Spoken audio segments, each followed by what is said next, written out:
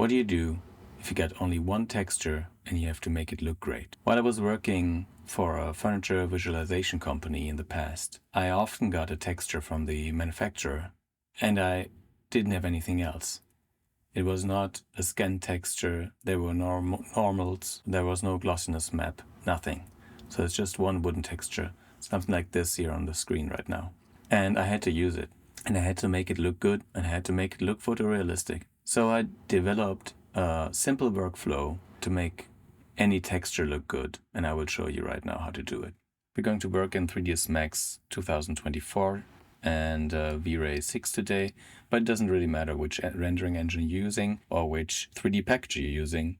You can replicate it in Blender, in Cinema 4D, in Octane, in Corona, wherever you want. I downloaded and applied the texture to a simple plane.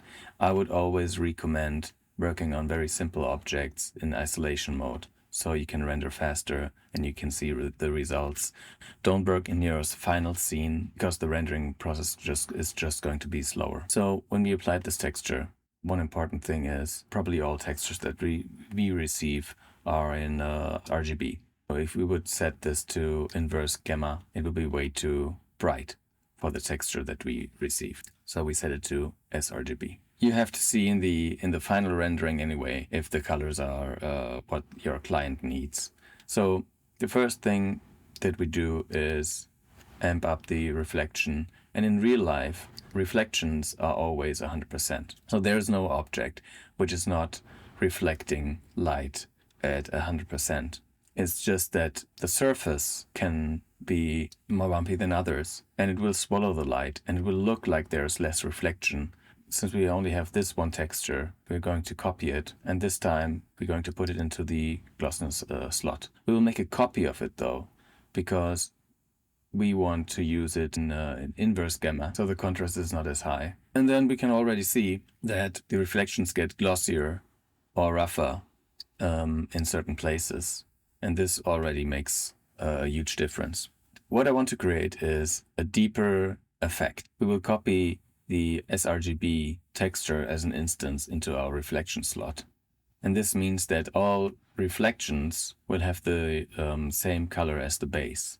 So this swallows the effect of the reflections. We will counter that with adding anisotropy. Now this may not be the most scientific way to do it. It's just a way to make it look nice. And not all woods are the same, so it's best to check your references if you have some to make it look as close as possible. So again, we will copy the sRGB texture into our anisotropy slot.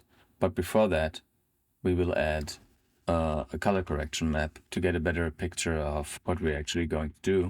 And we will instance the texture in here and take out the saturation. And nothing is really happening here because the contrast of the image is too low. The next thing is that we will put this into an output map, and we will enable the color map. We will add a point here and a point there and lower this to 0. And I recommend, what I will always do, is take out the diffuse, make it all black, so I can see only the reflections. We'll set the rotation to something different, -45, and then up the contrast to a point where the effect of the anisotropy is more visible and we have a much larger variation, so the reflection doesn't spread out as evenly. We'll invert the map, and now you will see the magic work. So this all depends on the texture that you have, so you have to play around a little bit. So this looks nice, some nice details. Actually, I want it to be stronger, something like this.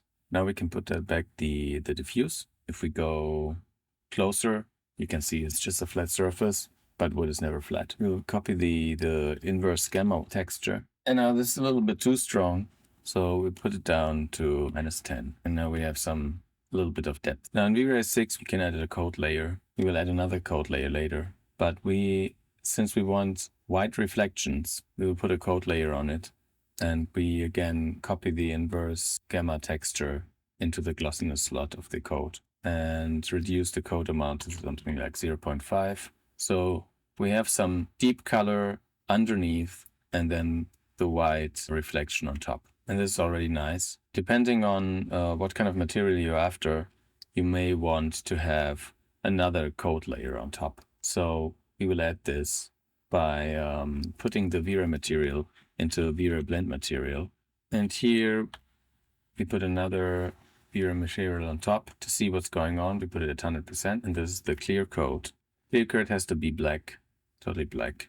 So only the reflections are going to be seen. Put the reflection at 100. I want to be glossy, but I don't want to be perfectly glossy. So we can use the inverse gamma map and use another output map to have control over how glossy it is. Enable color map so that the correction is there.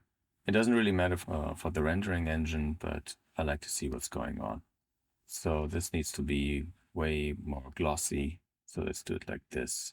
Up the glossiness and at the same time keep some of the details. So this looks nice. We have some glossiness going on. We still have that wood feeling since nothing is perfect. So we put this to 75. So you have just a tad of glossy reflections on it, not to make it overly reflective. And the whole material gets a little bit darker. You can counter that by adjusting the base material. I think we will put bump in there as well.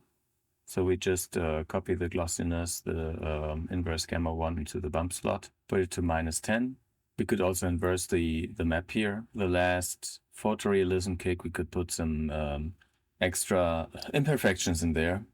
So we can start out with a base. Let's put a V-Ray color map in here. This to 75. And now we can switch between our actually blend and seeing the material at 100%. I will be using my broad surface imperfection. So that's a little bit too much. Let's put the bump down to 5. Now this looks very strong, but if we turn back on the original map, you can see there's just a little bit of imperfections that you're going to see in the end.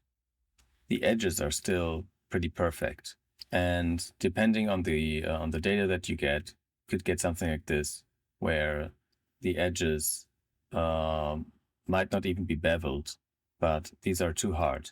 So a nice trick in V-Ray is to put the whole material, the whole shader, into a bump material, and add as a bump, we will add a V-Ray edge text, put it to 0.15, and smooths out the perfect edges. What we can also do now is go back into our blend material, and because our clear coat is also still pretty perfect at the edges, I want to roughen up the edges of the wood.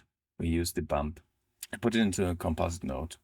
We use the V-Ray curvature map, and let me copy this to another material so you can see what's actually going on. You can use any map for this in any rendering software, so where you can have something like dirt, fall off map or something like that. So now we have here convex, we have concave, we put it into addition mode, so we have convex and concave combined. So this imperfection map right now is spread everywhere.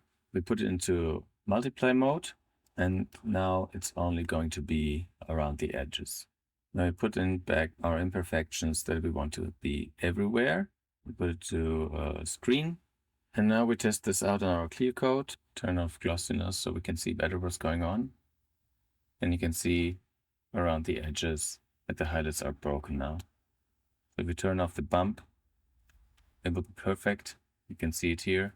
If we turn it on again, the highlights are spreading and they're broken. So if we now put back on our imperfections, which we put on screen, and we have pretty nice imperfections in our surface. Now we can put back in our glossiness, and this looks pretty broken, but if we turn it back on to 100%, which is just 75, it just adds some subtle imperfections. I made some ready-to-use 3ds Max V-Ray materials for you, which is basically what I showed you today.